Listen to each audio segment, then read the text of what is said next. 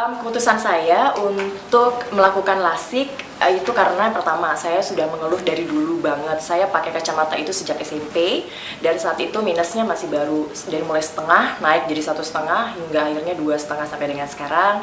Sebelum LASIK maksudnya, dan ada selindris ini yang membuat saya tuh kalau lihat sesuatu jadi lebih banyak goyang.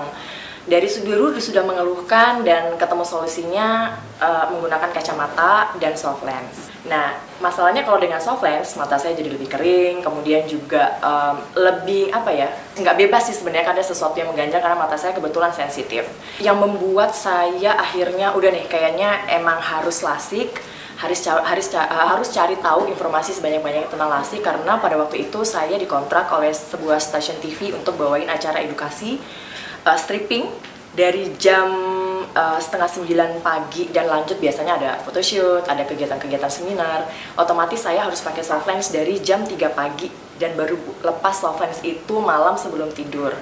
Nah, itu udah berlangsung hampir 1 tahun dan ternyata saya sebenarnya menahan keluhan selama ini karena mata saya jadi lebih cepat merah, kemudian kering dan jadi sangat gampang untuk iritasi.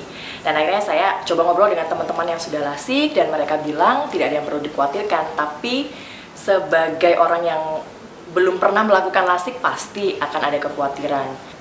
Sekarang saya udah nggak perlu lagi nih kalau bangun tidur harus cari kacamata untuk lihat di samping saya ini suami saya apa anak saya yang pertama atau yang kedua ya gitu.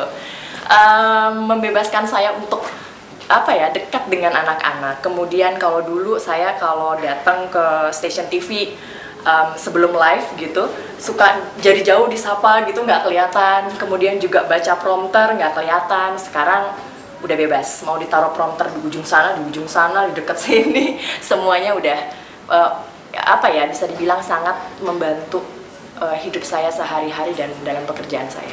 Halo, saya Artika Sari Devi. Buat teman-teman semua yang masih mengandalkan penglihatannya dengan kacamata dan soft lens, udah nggak perlu ragu lagi, boleh mendatangi Klinik Mata Nusantara seperti saya yang sudah punya pengalaman dengan mata minus dan selindris, dan semua solusinya ada di sini. Percayakan LASIK kalian semuanya di Klinik Mata Nusantara.